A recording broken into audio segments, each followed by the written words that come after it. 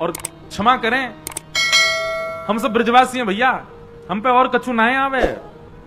हम सबंसों ठाकुर जी की प्रीति यही मारे सबसे ज्यादा है। केवल 11 वर्ष 56 दिन की लीला है ठाकुर जी की ब्रजमंडल की, लेकिन पूरे विश्व पे भारी पड़े। काय को?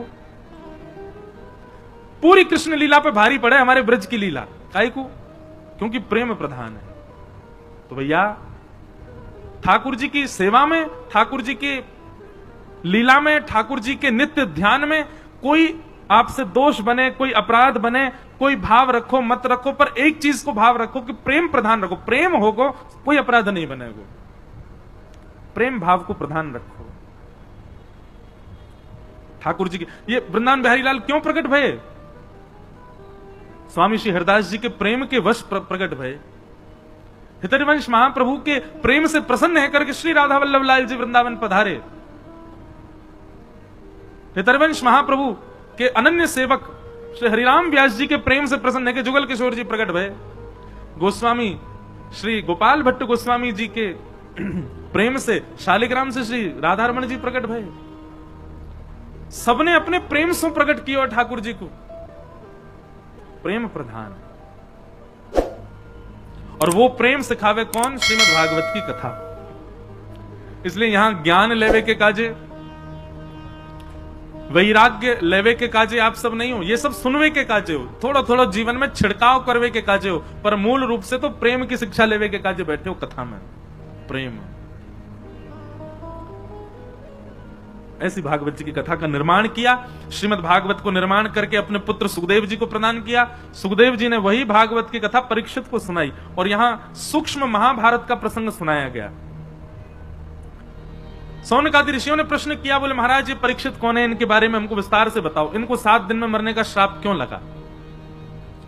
तब यहां से महाभारत का प्रसंग शुरू होता है कि यदा मृधे कौरव संजयानां वीरेस्मथो वीरगतिं गतेषु ब्रकोदरा विग्ध गदा विमर्श भ्रगनोरुदंडे धृतराष्ट्रपुत्रे। किसी का प्रश्न आया था आज कि भगवान ने अर्जुन को ही क्यों स्वीकार किया? योग्य तो युधिष्ठिर भी हैं, योग्य तो नकुल सहदेव भी हैं, योग्य तो भीष्म पितामह भी हैं, पर भगवान ने अर्जुन को ही क्यों स्वीकार किया? बहुत अच्छा प्रश्न है और समझने योग्य बात है। युधिष्ठिर जी धर्म में प्रधान है, इसलिए उनका नाम है धर्मराज युधिष्ठिर। उनका धर्म अति श्रेष्ठ है, ठाकुर जी को प्रिय लगते हैं पर स्वीकार नहीं किया। इसलिए कोई धर्म के आचरणों को ही पूरे दिन लिखते लिखते करता रहता हो कि ये धर्म में करना है, ये धर्म में करना, ठाकुर जी का प्रिय बन जाएगा, पर ठाकुर जी उसको संग रखें इतना प्रिय नहीं लगेगा ठाकुर जी को। नकुल सहदेव बुद्धिमान है, स्वरूपवान है, पर आपके स्वरूप से, आपकी बुद्धि की चाटुकारी से, आपकी चतुराई से ठाकुर जी इतने प्रसन्न नहीं होंगे। प्रिय लग सकते हो पर प्रसन्न होकर ठाकुर जी गले में गलवैयां डाल लें, ये ठाकुर जी नहीं करेंगे। तो ठाकुर जी को रिझाने के लिए धर्म का आचरण नहीं चलेगा, ठाकुर जी को रिझाने के लिए बहुत बुद्धिमान होने से काम नहीं चलेगा, ठाकुर जी को रिझाने के लिए बहुत बलवान, बहुत ज्ञानवान, बहुत धनवान, इन सबसे आप ठाकुर जी के समीप भले ही पहुंचो। द्वारिकाधीश मंदिर में आगे बैठ के दर्शन करने हैं, पैसा देके बैठ जाओगे, आप समीप पहुंच सकते हो, पर स्वीकार ठाकुर जी हजारों लोगों में बैठे कौन को कर रहे हैं ये ठाकुर जी जाने। इतने सब लोगों में अर्जुन स्वीकार क्यों किया गया? क्योंकि अर्जुन के पास में सब कुछ है पर सब कुछ गौड़ है, प्रेम प्रधान है। प्रसंग आता है, मैं बहुत बार सुनाता हूं कथा में, कि जब महाभारत का युद्ध निश्चित हुआ तो अर्जुन और दुर्योधन दोनों गए भगवान के पास। दुर्योधन ने जाकर कहा महाभारत युद्ध होने वाला है, आप किस तरफ रहोगे? भगवान बोले पक्षपात मैं करता नहीं हूं, तुम दोनों मेरे भैया हो, अब ये तो बड़ी विडंबना हो गई कि मैं किस तरफ रहूं। दुर्योधन बोला कि आप में तो शक्ति है, आप 2-2 रूप धारण कर सकते हो, एक रूप से हमारे पास रहो, एक रूप से वहां रहो। भगवान बोले फिर तो महाभारत हो गई तुम्हारी, फिर तो जीवन भर चलती रहेगी, कभी खत्म ही नहीं होगी। जब दोनों तरफ ही परब्रह्म खड़े हो जाएंगे तो फिर महाभारत पूरा कैसे होगी? बोले कोई तो निधान बताओ। तो भगवान ने बड़ा अटपटा उदाहरण अटपटा निधान निकाला, समाधान निकाला। अच्छा, ठाकुर जी सदैव अटपटे समाधान ही देंगे। जैसे मैं एक उपाय बताता हूं कि कभी आप संशय में पड़ जाओ तो ठाकुर जी के आगे पर्ची डाला करो। जैसे कि ठाकुर जी हमको दिल्ली पढ़ने के लिए जाना चाहिए कि नहीं। अब आपका मन तो कह रहा जाना है, लेकिन ठाकुर जी को यदि लगेगा ना कि नहीं, इसके नहीं जाने में ही भलाई है, तो ना ही आएगा। लेकिन कई बार ठाकुर जी ऐसे निर्णय भी लेते हैं, जैसे मान लीजिए आपने ठाकुर जी के आगे पर्ची डाली, दिल्ली जाके पढ़ना है, तो ठाकुर जी कहे हाँ ठीक है जाओ। अब आप दिल्ली आ गए। अब दिल्ली आते ही महाराज क्या हुआ कि वहां के संगत के अनुसार इतने बिगड़ते चले गए महाराज, सब काम बिगड़ता चला गया सब कुछ। और फिर आप सोचो अरे ठाकुर जी ने तो आज्ञा करी थी कि हाँ जाना है, फिर ऐसा क्यों?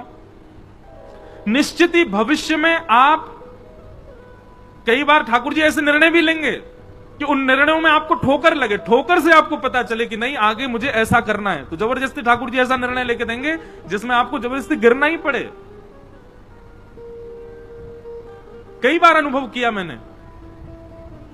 हम कुछ पूछते हैं लाल जी से, अपने लाल जी के आगे पर्ची डालते हैं, तो लाल जी जो देते हैं ना, तुम अब तो मैं जानने लगा हूं, अब तो मैं समझ गया हूं कि जो आएगा इसका मतलब यह है जो तू चाहता है वो नहीं मिलेगा, जो तेरे लिए जरूरी है वो मिलेगा। इसलिए ठाकुर जी के सामने जब कुछ संशय रखो तो उसमें यह मत सोचना कि आपको जो चाहिए ठाकुर जी वो देंगे, आपके लिए जो जरूरी है वही ठाकुर जी बताएंगे। और एक बात हमारी मान लीजिएगा, ठाकुर जी के आगे ये पर्ची डालने वाला काम इतना परेशान मत करना उनको कि रोज ही डाल रहे हो, हर बात पे पूछे रहे हो चाय पिए कि नहीं पिए बताओ। इतना परेशान मत करना। कई अपने जीवन के निर्णय स्वयं लीजिए, जब बहुत ज्यादा लगे कि अब इसमें मुझे क्या ही करना चाहिए आप बताओ।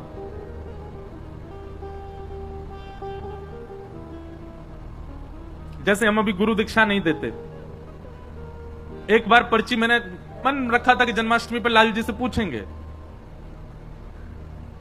तो अचानक मेरे मन में आया कि आज जाके ठाकुर जी से पूछूं, बताओ हम गुरु दीक्षा देंगे। बहुत सारे लोग आते हैं कि दें। अब कभी कभी मन में कई एक तो मुझे ऐसे मिले, वो कह रहे वो आप चाहते नहीं हो कि हम भक्ति मार्ग में आगे बढ़े इसलिए हमको दे नहीं रहे हो। मैंने भैया ऐसे मत कहो, कुछ भाव है इसलिए नहीं दे रहा। तो ठाकुर जी से हम पूछने गए, तो जैसे ठाकुर जी के आगे पर्ची डाली, उठाई तो उसमें आ गया नहीं अभी मत दो।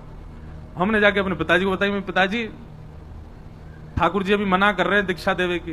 पिताजी ने समय देखा, बोले 2 बज रहे हैं लाला दोपहर के, और ठाकुर जी के गैया चरावे को समय है, ठाकुर जी अपनी गैयान को हाँक रहे हैं, तू पर्ची डाल के उनको परेशान कर रहा हो। तो गुस्सा में कहिए नहीं ले जा। बोले जब ठाकुर जी बिल्कुल बैठे हो, आराम कर रहे हो, कोई काम नहीं हो, लाल जी लीला में ही रहते हैं ना, आपको देखने में लग रहे हैं कि वो सिंहासन पर लीला चल रही है ठाकुर जी की। इस समय ठाकुर जी गैया चरा के लौट रहे होंगे, अब कितने बज गए 6 बज गए, आ गए, अब फल पा रहे होंगे। और फल पा करके फिर यशोदा मैया पहुंचेगी, ठाकुर जी के हाथ पामन को पहुंच के फिर आरती करेगी, अरे मेरो लाला आएगो, गैया चरा के आयो। फिर ठाकुर जी सब बताएंगे, आज मैया वो गैया ने ऐसी लात मारी मेरे तो यहां लग गई, माँ गयो मैया वहां ऐसे बंचर जीव मिले, सब मैया से बतियामेंगे, फिर मैया को बताएंगे आज कहा पावे को मैंने, फिर पावे बैठेंगे। ऐसे ठाकुर जी की लीला तो चलती रहती है, कभी विश्राम नहीं होती। मेरे आपके लिए हमें ऐसा लगता है कि ठाकुर जी जड़वत हमारे सामने बैठे हैं, पर यही प्रेम स्वरूप यदि आपके चित्त में आ जाए तो आप जब देखोगे तब लगेगा कोई लीला चल रही है। इस समय ठाकुर जी किसी लीला में। हमारे पिताजी बोले कि लीला में ठाकुर जी अभी गैया चरावे गए, तू पर्ची डाल लो है। बोले जब ठाकुर जी अनवसर में हो, कोई काम ना कर रहे हो तब डालियो। तो पर्ची डालने का, कोई भी बात पूछने का सबसे बढ़िया समय रात्रि में, जब ठाकुर जी शयन में जा रहे हो, तब ठाकुर जी को भोग लगावेगा तब पर्ची डालो। और इतना समय प्रदान करो लाल जी, सुबह जब मंगला होगी ना तब हम पर्ची उठाएंगे। रात भर में आपको जो चाहिए इसकी जिद मत करना भगवान से, हाँ ही दे दियो यहां से काम करने को नहीं, मेरे लिए जो उपयोगी आप बताना। और फिर ठाकुर जी जो दे दें उत्तर, उस पर इतना विश्वास कर लेना, इतना विश्वास कर लेना। आज हम सही बता रहे हैं, हमने अपने जीवन में ज्यादा नहीं 5 या 6 बार ही ठाकुर जी से पूछा होगा, पर कई निर्णय ऐसे थे जिसमें मन व्यथित हुआ कि नहीं ये तो ठाकुर जी आपको ऐसे नहीं कहना था, ये तो इसमें भलाई होती, ठाकुर जी आपने मना कर दिया। पर जब ठाकुर जी की बात को माना गया तो फिर उसका प्रतिफल मीठा ही मिला। कई बार ठाकुर जी ऐसे निर्णय भी ले देंगे कि जिससे आपको ठोकर भी खानी पड़े, तो भी विश्वास मन में रखना, कोई बात नहीं, ठाकुर जी ने गिराया भी हमारी भलाई के लिए। तो दुर्योधन और अर्जुन दोनों गए भगवान के पास और भगवान से कहा महाभारत युद्ध में आप किस पक्ष में रहोगे? तो भगवान ने बड़ा अटपटा निर्णय लिया, अटपटा ही लेते हैं। बोले सुनो, एक तरफ मेरी सेना रहेगी, भगवान की सेना छोटी मोटी नहीं है, अद्भुत द्वारिका की सेना एक तरफ रहेगी और एक तरफ अकेला मैं रहूंगा। लेकिन मैं जिस तरफ रहूंगा उस तरफ शस्त्र नहीं उठाऊंगा, बिना शस्त्र के रहूंगा जिस तरफ भी रहूंगा। तुम लोग मुझसे बाद में मत कहना कि भाई तलवार उठाओ, धनुष उठाओ, भाला उठाओ, जे उठाओ, कुछ नहीं, खाली हाथ रहूंगा। एक तरफ मेरी सशस्त्र सेना और एक तरफ अकेला बिना शस्त्र का मैं। अब दोनों चूज कर लो, कौन मुझे ले जाएगा, कौन सेना को। तो निश्चित है मैं और आप भी अगर दुर्योधन की तरफ होते तो हम भी भगवान को ठुकरा देते। नहीं मांगते हम ठाकुर जी को।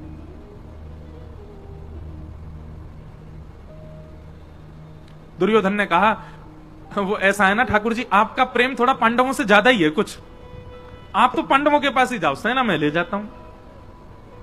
भगवान बोले ले जा। सेना लेकर के दुर्योधन चला गया, अर्जुन सामने अकेला बैठा है। भगवान बोले अर्जुन तेरे लिए कितनी भी व्यवस्थाएं बना दूं मैं, लेकिन तेरी बुद्धि कभी जग नहीं सकती। अरे पहले बोल देता कि सेना हमको चाहिए, तुम्हारे पास सैन्य बल कम है, मैंने इसीलिए सेना का प्रस्ताव रखा क्योंकि तुम्हारी सेना कम है कौरवों से, तो तुम कह सकते थे कि हमारे पास सैन्य बल कम है, हमें सेना दे दो। अब मैं बिना शस्त्र के चला जाता कौरवों के पास, अब सेना तो वो ले गया, अब तेरे पास आऊंगा मैं, एक तो वैसी सेना कम तुम्हारी और ऊपर से एक इंसान और बढ़ गया जो केवल खाएगा और सोएगा, कुछ नहीं करूंगा मैं। लेकिन अर्जुन प्रेमी है, ठाकुर जी के भावों को समझता है। मैं और आप अर्जुन की जगह होते तो रो गए होते इतनी बात में, ठाकुर जी अब फिर से कर दो टॉस, फिर से दे दो हमको, हम सेना ले लेंगे उसको, आप चले जाओ। हम तो कभी कभी मैं सोचता हूं कि बहुत गरीमत है कि द्वापर और त्रेता में हम आप नहीं थे, हम कलयुगी जीव नहीं थे, हम बड़े खतरनाक है महाराज। भगवान बलि के यहां गए, बामन बन के गए और संकल्प लेते विराट हो गए, 2 पग से तीनों लोग नाप लिए, तीसरा पग रखने के लिए भगवान पर पास जगह नहीं बची तो बलि ने कहा तीसरा पग मेरे सिर पर रख दो। कभी कभी मैं सोचता हूं बलि की जगह मैं और आप में से कोई और होता तो हम ठाकुर जी को केस कर देते। बोले क्यों? बोले जब आए थे तब बामन बन के आए थे, चीटिंग करी इन्होंने, बड़े हो गए, हम तो 3 पग जमीन देने को तैयार हैं पर ये वामन बने, वामन बन के ही लें। बहुत चतुर हैं हम लोग और ठाकुर जी की भक्ति में चतुराई नहीं चलती। आप जितने सहज, जितने सरल, जितने प्रिय ठाकुर जी को उतने अच्छे लगोगे। भगवान अर्जुन को कहने लगे कि अब तो तेरी तरफ मैं आऊंगा। तो अर्जुन ने एक बहुत अच्छी बात कही, भगवान के चरणों में प्रणाम करते हुए कहा नाथ, ना तो मैं आपको मांगने आया था और ना आपसे मांगने आया था, दुर्योधन आया था इस भावना से, मैं नहीं आया था। मुझे आपसे कुछ नहीं चाहिए और मुझे आप भी नहीं चाहिए। भगवान बोले तो फिर तू क्यों आया? दोनों हाथ भगवान के हाथ में दे दिए, बोले पकड़ो मेरे हाथ। भगवान बोले पकड़ लिए, बोले खुद को देने आया था कि मुझे रख लो अपनी शरण, मैं शरणागत हूं नाथ, मेरे ऊपर कृपा दृष्टि करो। अरे मैं ये भूल नहीं कर सकता कि आपसे कुछ मांगूं, आपसे कुछ मांगूंगा तो कुछ ही मिलेगा, आपको मांगूंगा तो आप भी मेरे आश्रित रहोगे। क्यों? अगर मैं कहूं कि ठाकुर जी मैं आपको मांगने आऊं, मेरे पक्ष में चलो, तो आप मेरे अधीन रहोगे। सुबह उठ करके मुझसे कहोगे हाँ अर्जुन अब बताओ आज क्या करना है, अर्जुन भोजन कब करना है, अर्जुन सोना कब है, सोना कहां है, क्योंकि मैं मांगने आया हूं तो सारी जिम्मेवारी मेरी, सारी व्यवस्था मैं करूंगा। पर मैं तो आपको मांगने नहीं, खुद को देने आया हूं। तो अब स्थिति क्या है, मेरी सारी व्यवस्था आप करो। मैं कब सोऊं, कब खाऊं, कहां जाऊं, क्या करूं, कब उठूं, कब बैठूं, कहां बाण चलाऊं, कहां नहीं चलाऊं, कहां मौन रहूं, कहां बोलूं, ये सारी व्यवस्था अब आपके हाथ में है, मैं खुद को देने आया हूं। ये समर्पण देख करके भगवान ने अर्जुन को स्वीकार कर लिया और अर्जुन से 2 बार रीचेक किया भगवान ने। भगवान बोले अर्जुन केवल बोले मत, देख ले मैं कुछ भी आज्ञा कर सकता हूं। अर्जुन कहता करिष्ये वचनम तव, आप करके देख लेना, आप जो आज्ञा करोगे करूंगा। भगवान बोले फिर सोच ले, मैं कुछ भी आज्ञा कर सकता हूं। भगवान बोले आप करके, अर्जुन बोला करके देखो। बोले ठीक है युद्ध प्रारंभ होने दे। और युद्ध में भगवान ने महाराज अर्जुन की कमर तोड़ के रख दी, ऐसी ऐसी आज्ञा भगवान करें।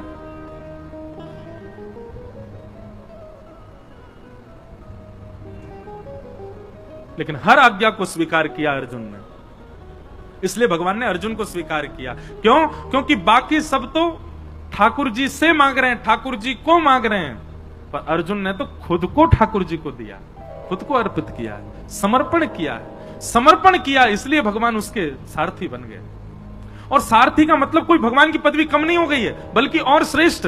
हम सबको अपना सारथी ठाकुर जी को। सारथी मतलब कौन? जो राह दिखावे, जो लेकर के चले, कहां जाना है, कहां मुड़ना है, कहां बैठना है, कहां चलना है, ये सारथी ही तो कर सकता है।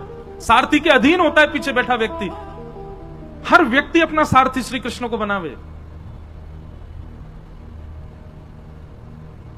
जहां ले चलोगे वहीं मैं चलूंगा, जहां नाथ रख दोगे वहीं मैं। ये जीवन समर्पित चरण में तुम्हारे, तुम ही मेरे सर्वस्व, तुम ही प्राण प्यारे। तुम्हें छोड़कर नाथ किससे कहूंगा, जहां ले चलोगे वहीं मैं चलूंगा। हम लोग ऐसे नहीं जी सकते। हम लोग तो बड़े खतरनाक है महाराज। सुख संपत्ति घर आवे, कष्ट मिटे तन का, ओम जय जगदीश हरे। और अंत में गाते गाते वो, तेरा तुझको अर्पण क्या लागे मेरा, ओम जय जगदीश हरे। मेरा क्या है नाथ, सब आपका ही तो है। भगवान कहेंगे लाओ चलो वापस करो हमको, ये घर, ये दुकान, ये गाड़ी सब मेरी है, लाओ सब द्वारिकाधीश को अर्पित करके आओ। अरे ठाकुर जी, वो तो आरती में लिखा इसलिए गा रहे थे हम, ऐसे थोड़ी कि आपको सब ले ही लेना है। अर्जुन जैसा समर्पण नहीं है हमारे पास। अर्जुन जैसा समर्पण लाओ। भगवान ने एक बार कह दिया तो ना, हां तो हां, ऐसा समर्पण था अर्जुन का। इसलिए भगवान ने अर्जुन को स्वीकार किया। कोई समर्पित हो अर्जुन के भांति। और एक बात मैं कथा में कहा करता हूं, भैया अगर आपकी इस कथा को सुनकर के मन में आ गया हो कि हम भी अर्जुन की तरह समर्पित होंगे, तो पहले ही ध्यान रखना, कस करके सीट बेल्ट बांध लेना अपने जीवन रूपी हवाई जहाज में। क्योंकि जैसे ही आप ये निर्णय लोगे कि अब जो ठाकुर जी जो कहेंगे हम वही करेंगे, ठाकुर जी जो देंगे वही पाएंगे, ठाकुर जी जो चाहेंगे वही होगा, तो फिर बहुत ऊंची विमान की ऊंचाई होगी, रोलर कोस्टर जीवन बन जाएगा। कब ऊपर, कब नीचे, कब यहां, कब वहां, कब हमारा झकझोर के फेंक देंगे ठाकुर जी। लेकिन कभी छोड़ेंगे नहीं। एक बार यदि कोई समर्पित हो गया तो निश्चित है ठाकुर जी उसके साथ खेलेंगे बहुत, पर उसका हाथ छोड़ नहीं सकते।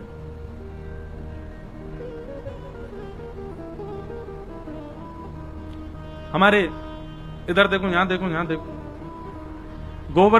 गोवर्धन में विराजमान थे पंडित श्री गया प्रसाद जी महाराज। नाम सुना? आप में से कई लोगों ने तो दर्शन भी किए होंगे पंडित श्री गया प्रसाद जी महाराज के। कौन यहां कोई है जिन्होंने दर्शन किया? हाथ ऊपर करो। जय हो भैया, हम आप सबन के ही दर्शन कर लें। महाराज जी के तो दर्शन हमको नहीं हो पाए, पर महाराज जी के वचनामृत, महाराज जी की जीवनी आदि में सब देखता रहता हूं। अद्भुत भाव।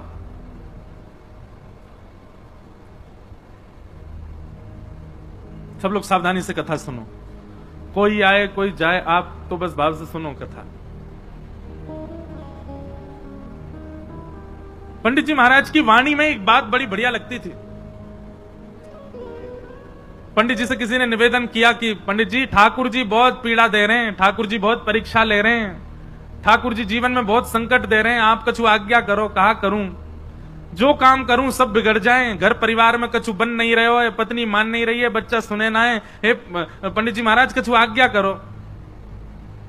पंडित श्री गया प्रसाद जी महाराज आज्ञा देते हुए कितनी अच्छी बात कहते, बोले अरे भैया, ब्रजभाषा में ही बोलते, बोले जी कन्हैया है ना, जाको खेलवे को बड़ो मन करे, सोचे हमारे संग खेल खेलो करे। कभी पत्नी को उठाए दे, कभी बालकन को उठाए दे, कभी काम बिगाड़ दे। जाके हम सबरे खिलौना है जो हमारे संग खेल है। लेकिन भैया यह बात से दुखी मत हो कि ठाकुर जी खेल का ही कुरे हैं, बल्कि ठाकुर जी से प्रार्थना करो जितनो मन चाहो ठाकुर जी उतनो खेलो, पर खिलौना बदलना नहीं चाहिए। मैं ही रहूं आपको खिलौना, खूब खेलो, जैसो जीवन देनो है मुंह को दे दो, लेकिन नाथ मेरो त्याग मत करो। अब ये भी एक भाव मन में आ रहा हो कि हम सब गा रहे हैं कि हरि जी मेरे अवगुण चित्त ना धरो। मेरे अवगुणों को ठाकुर जी आप देखना नहीं। तो मानो ये पंक्ति गानी प्रारंभ करी तो पहले पूज्य गुरुदेव भगवान आए, फिर पूज्य श्री रसिया बाबा महाराज आए, भगवती प्रसाद गंधर्व जी आ गए। तो मानो ठाकुर जी ने 3 महापुरुष भेज के प्रमाणित कर दिया, ना धर रो अवगुण तेरे चित्त में, तू चिंता मत करे। ये 3 वैष्णवन को भेज करके ठाकुर जी मानो ये कह रहे हैं कि भैया आप प्रत्यक्ष प्रकट है कि ठाकुर जी ना कहेंगे कि तेरे अवगुण में ना देख रहो, ना विचार कर रहो। तो यही भाव से मानो ठाकुर जी प्रमाणित कर रहे हो, कोई बात ना भैया, क्षमा किए, तेरे अवगुणन पे मेरी दृष्टि ना है, तू आनंद कर। तो ऐसी भावना है। रसिक जनों के पद बड़े अद्भुत हैं। हमारे अष्टछाप के कवि गोस्वामी तुलसीदास जी की विनय पत्रिका,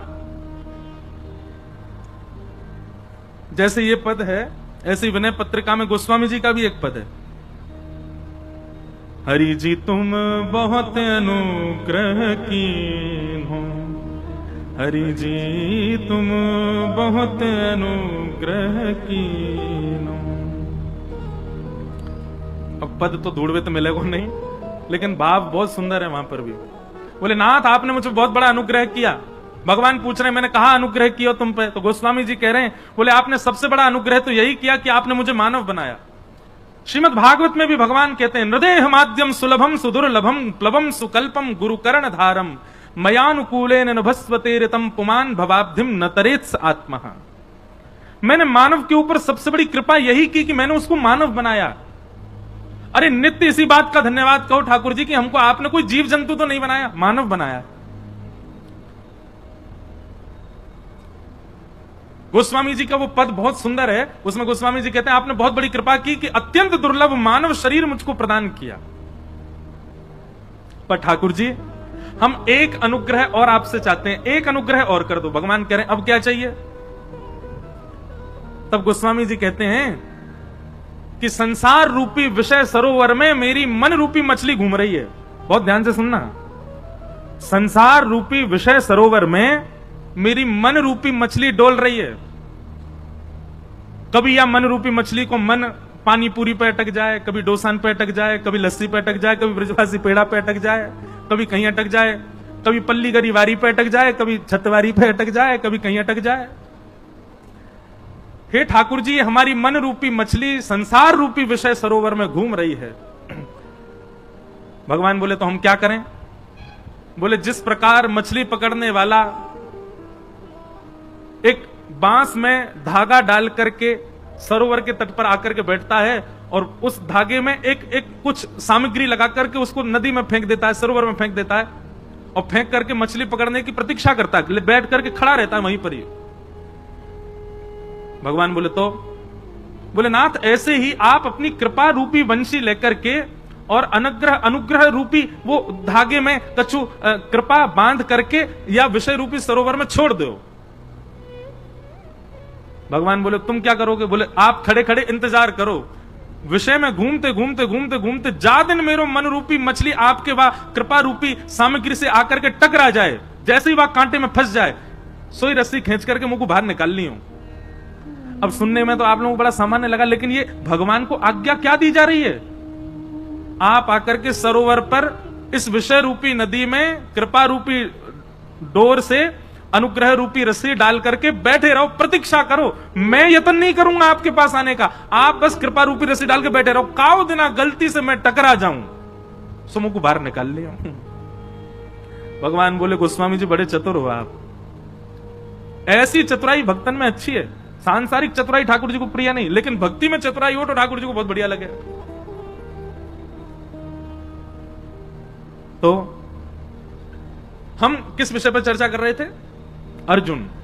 भगवान ने अर्जुन को ही क्यों स्वीकार किया? महाभारत में इतने पात्र हैं, केवल अर्जुन ही क्यों प्रिय है ठाकुर जी को?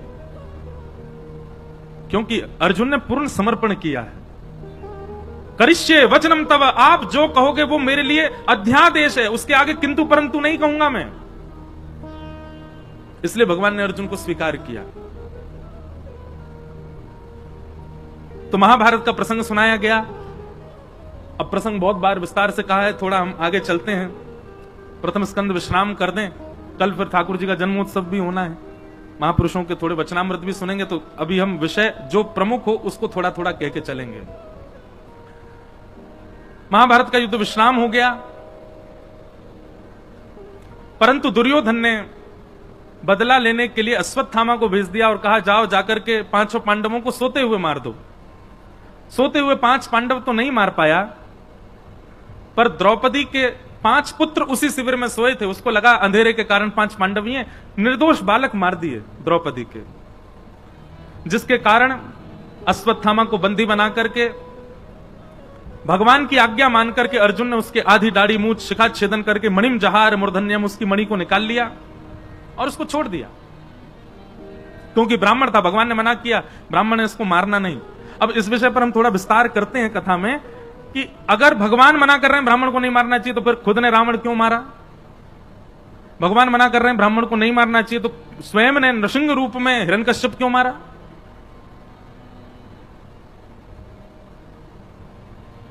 और जब स्वयं ने ब्राह्मण के रूप में ब्राह्मण का भी वध किया है, हिरण्यकश्यप का भी वध किया है, तो फिर आज अर्जुन से क्यों मना कर रहे हैं ब्रह्मबंधुर्ना हंतव्य?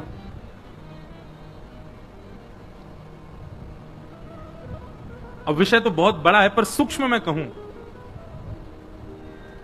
व्यक्ति 2 रूपों से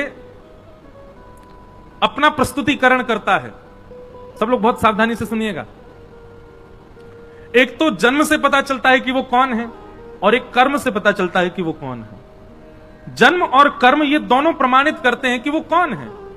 अब चाहे वो जाति हो, चाहे वो उसका स्वभाव हो, चाहे वो कोई संप्रदाय हो, सब उसके जन्म और कर्म से पता चलते हैं। पर ये बात आप सब भी स्वीकार करेंगे, पूरा विश्व स्वीकार करेगा, जन्म से आप चाहे जो भी हो, पर कर्म से अगर आप श्रेष्ठ हो तो ही श्रेष्ठ माने जाओगे। बात सही है कि नहीं है? अब जन्म से भले ही आप खूब ऊंचे कुल में हो, खूब श्रेष्ठ कुल में हो, अच्छे जाति में हो, अच्छे संप्रदाय में हो, अच्छे नाम गोत्र में जन्म लिया, लेकिन स्वभाव से बिल्कुल विपरीत हो। जैसे रावण पुलस्त्य ऋषि के खानदान में है, ब्राह्मण कुल है, सारस्वत ब्राह्मण है, और विस्तार तो और क्या क्या है ये सब तो सब विद्वान जाने, पर स्वभाव आज तक जलाया जाता है। रावण एक ब्राह्मण को पूरा विश्व जलाता है हर वर्ष, क्योंकि वहां पर ब्राह्मणत्व गौड़, ब्राह्मणत्व सूक्ष्म हो गया, उसके दुर्स्वभाव की वजह से उसका ब्राह्मणत्व नष्ट हो गया। जन्म से और कर्म से हमारा स्वरूप पता चलता है। रावण भले ही ब्राह्मण है, लेकिन रणभूमि में शस्त्र हाथ में लेकर के खड़ा है, और शस्त्र धारण करने का अधिकार क्षत्रिय का है। और रणभूमि में क्षमा कीजिए, सामने जो आएगा वो शत्रु है, उसकी मृत्यु तो निश्चित है। इसलिए वहां पर यह नहीं देखा गया कि वो ब्राह्मण है, सशस्त्र खड़ा है। शास्त्र हाथ में होने चाहिए ब्राह्मणों के, तो शस्त्र नहीं, वो शस्त्र लेकर के खड़ा है और रणभूमि में खड़ा है, युद्ध भूमि में खड़ा है। और उसके बाद एक पर स्त्री को बंधी बना करके अपहरण करके खड़ा है, पूर्ण रूपेण अपने ब्राह्मणत्व का नाश कर दिया है। इसलिए ठाकुर जी ने वहां विचार नहीं किया है। और रही बात अश्वत्थामा की, आतताई है, रणभूमि में नहीं आया है। रणभूमि में अश्वत्थामा के पिता थे तो मारे गए, ये तो छिप करके एक कायरों जैसा काम कर रहा है। भगवान ने एक प्रकार से उसको ब्राह्मण कहकर के छोड़ दो, इससे कोई भलाई नहीं, इससे कोई ऐसा नहीं कि उसके ऊपर कृपा की, बल्कि अश्वत्थामा को और बड़ा दंड दिया। अगर इसको मार दोगे तो इसकी मृत्यु 2 क्षण में हो जाएगी, ऐसा करके इसको जीवित छोड़ दो कि हर क्षण मरे। बल्कि भगवान ने तो उसको और कड़ा दंड दिलवाया है। अश्वत्थामा आज भी चिरंजीवी है, आज भी जीवित है, परंतु अपने चिरंजीव होने पर, अपने अमर होने पर अश्वत्थामा को कभी प्रसन्नता नहीं होती होगी, रोता ही होगा हर क्षण। भगवान ने कहा बालकों के हत्यारे को अर्जुन मृत्यु दंड मत दो, ऐसा दंड दो कि हर क्षण मृत्यु के समान कष्ट हो और वो मरे भी ना। वो दंड भगवान ने दिलवाया। और रही बात, एक मेरी बात आप बहुत ध्यान से सुनिएगा, कई जगह ब्राह्मणों के लिए थोड़ा पक्ष आता है कि उनको ऐसा नहीं, उनके प्रति ऐसा, तो कई लोग बोलते हैं महाराज जी उनके पक्षपाती हैं क्या भगवान? हां हैं। एक बात ध्यान से सुनना, सबके लिए दंड का निधान है, सबके लिए भगवान कहते हैं तुम ही दंड दे दो। ब्राह्मण को दंड मत दो। तो हमको लगता है भगवान पक्ष कर रहे हैं, ब्राह्मणों के लिए इतनी छूट कर देते हैं। नहीं, भगवान कहते हैं बाकियों को दंड तुम दो, ब्राह्मणों को तो मैं दंड दूंगा। अरे मैंने ब्राह्मण कुल में भेजा, इतने श्रेष्ठ कुल में भेजा, इतना योग्य बना करके, उसके बाद भी दुष्कर्म। तो ब्राह्मण यदि कुछ गलत करते हैं तो भले ही समाज में उनको मुक्त कर दिया जाए, पर ठाकुर जी कहते हैं कि उनको तो फिर मैं दंड दूंगा। क्यों? क्योंकि श्रेष्ठ कुल में इसलिए थोड़ी भेजा है कि तुम यहां जाकर के ये सब करो। अश्वत्थामा को मुक्त नहीं किया भगवान ने, मृत्यु से भी बड़ा दंड दिलवा दिया, आज तक मृत्यु को प्राप्त कर रहा है। इस प्रकार पूरी लीला हुई। आगे फिर भगवान रथ में आरूढ़ होने लगे, सबसे बोले भैया अब सब हो गया है, सब कुछ व्यवस्थित हो गया, हस्तिनापुर के राजा बन गए, राज्य गद्दी पर युधिष्ठिर को बैठने की भगवान ने आज्ञा कर दी, सब कार्य सब निवृत्त होने लगे। भगवान जैसे ही जाने लगे, इतने में ही अश्वत्थामा ने संपूर्ण कुरुवंश को नष्ट करने के लिए, पांडवों के वंश में कोई तर्पण करने वाला ना बचे, यह विचार करके अभिमन्यु की पत्नी गर्भवती है, सगर्भा है, उसके गर्भ को नष्ट करने के लिए ब्रह्मास्त्र छोड़ दिया। और जैसे ही ब्रह्मास्त्र छोड़ा है, भगवान उसी समय रथ में बैठ करके जा रहे हैं और ब्रह्मास्त्र उत्तरा को मारने के लिए आ रहा है। उसी समय दोनों भुजा उठा करके ठाकुर जी की ओर दौड़ती है उत्तरा कि पाहि पाहि महायोगिल देव देव जगतपते नान्यम तद्भयम पश्ये यत्र मृत्यु परस्पर। दोनों भुजा उठा करके पूर्ण समर्पण की भावना से ठाकुर जी की ओर दौड़ी है। हे जगतपति मेरी रक्षा करो। जैसे ही दोनों भुजा उठा करके भगवान की ओर दौड़ी, वहां युधिष्ठिर भी खड़े हैं, वहां अर्जुन भी खड़े हैं। अरे उत्तरा के खास ससुर जी हैं अर्जुन, अभिमन्यु की पत्नी है, अपने ससुर जी के पास नहीं गई। युधिष्ठिर राजा हैं, राजा के पास नहीं गई, किसी के पास नहीं गई, सीधे भगवान के पास गई है। और मानो सबको यह बता दिया कि रक्षक तो केवल और केवल यही हैं, द्वारिकाधीश जगतपति। पति शब्द का अर्थ क्या होता है? रक्षक। ये जगत रक्षक हैं। आप चाहे कितनी भी ऊंची पदवियों पर बैठे हो, चाहे कितने भी बड़े बलवान हो, पर विश्व रक्षक तो यही हैं। इसलिए किसी की शरण में नहीं गए। द्रौपदी ने जो गलती की थी चीरहरण के समय, सबके आगे हाथ फैलाए, आज उत्तरा ने वो गलती नहीं की, सीधी दौड़ी भगवान के पास। और मानो ऐसा विद्वत जन कहते हैं कि उत्तरा ने भगवान से जाके कहा, मुझे भले ही कुछ भी हो जाए, मेरे गर्भ के बालक को बचा लीजिए, मेरे गर्भ के उस बालक को जीवित रखिएगा नाथ।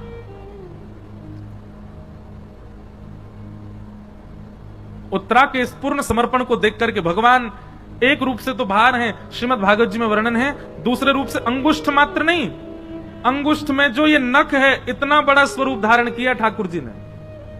इतना बड़ा स्वरूप धारण करके ठाकुर जी उत्तरा के गर्भ में प्रवेश कर गए और अपनी गदा को इतनी द्रुत गति से घुमाया कि आकाश से आ रहा वो ब्रह्मास्त्र आकाश में ही नष्ट हो गया।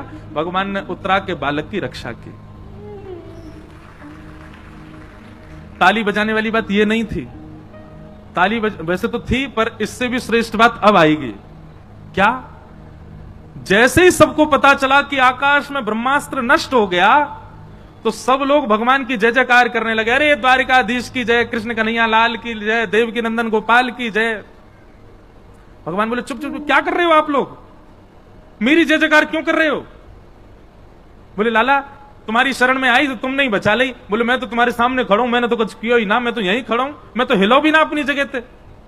तो बोले फिर ये ब्रह्मास्त्र कैसे नष्ट भयो? तो ठाकुर जी बोले ये तो उत्तरा के पातिव्रत और उत्तरा के जीवन की तपस्या का फल है कि उसने अपने तप बल से ब्रह्मास्त्र को नष्ट कर दिया। बात समझे? ये ठाकुर जी का स्वभाव है, क्रिया करने के बाद भी आपको ऐसा दर्शाते हैं कि आपने ही किया था, भगवान ने कुछ नहीं किया।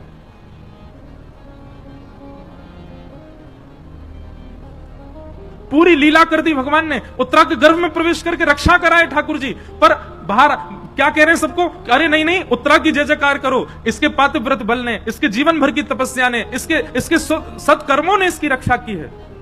ये ठाकुर जी का स्वभाव है, करते सब वही हैं, पर हमको ऐसा आभास करवाते हैं, हमको ऐसा अनुभव कराते हैं, ओहो मैंने बहुत पढ़ाई करी थी इसलिए मैं पास हो गया, मैंने बहुत मेहनत करी थी इसलिए मुझे ये वस्तु प्राप्त हो गई, मैंने बहुत धन कमा करके घर बना दिया, मैंने ये प्राप्त किया, मैंने वो प्राप्त किया। ठाकुर जी तो मंद मंद मुस्काते हैं, बढ़िया है, अपने ऊपर ही लेता रहे सबरी बात। करने वाले सब ठाकुर जी। हमारा स्वभाव बिल्कुल ठाकुर जी से उल्टा है। ठाकुर जी हमेशा करके क्रेडिट दूसरों को देते हो। हमारा स्वभाव कैसा, दूसरों को कर जाए तो वहां में क्रेडिट स्वयं लेवे को प्रयास करें, हमको मिले। कोई घर का सदस्य कहते आज सब्जी बहुत अच्छी बनी थी मां, इतने में पिताजी कह रहे हैं लाया तो मैं ही था दुकान से। भली मेहनत मां ने करी, कचू करी, लेकिन कहीं से भी हमको क्रेडिट मिलना चाहिए। अरे भैया कथा बहुत जोर की भाई मथुरा में। अब सब लोग कहें अरे वो व्यवस्था तो मैंने करवाई थी, पंडाल तो मैंने बनवाया था, पीछे का बैकड्रॉप तो मैं चूज करके लाया था। नहीं करना है ऐसा। सारे लॉयंस क्लब वाले लोग सुनो, कथा खूब आनंद से हैजा, बाकी बात कहीं का सब द्वारिकाधीश करके गए, भैया हम तो माध्यम है जो हमने ना कियो है। हमारी सामर्थ्य नहीं, हमारे बल में नहीं, हमारे वश में नहीं। और मैं भी यदि यूं सोचूं ओहो मेरी कथा सुन के देखिए भगत बन गो, मेरी कथा सुन के यानी मांस छोड़ दियो, मेरी कथा सुन के, ठाकुर जी कहेंगे दारी के तो ऊपर आते बताऊंगा, तेरी कथा थे भयो सब ठाकुर जी कर रहे हैं। मैं और आप तो हम सब तो माध्यम हैं। ये क्रिया क्रियान्वित ठाकुर जी से होती है। भगवान ने उत्तरा का मान बढ़ा दिया सबके सामने, परंतु यह लीला दूर खड़ी खड़ी कुंती देख रही थी।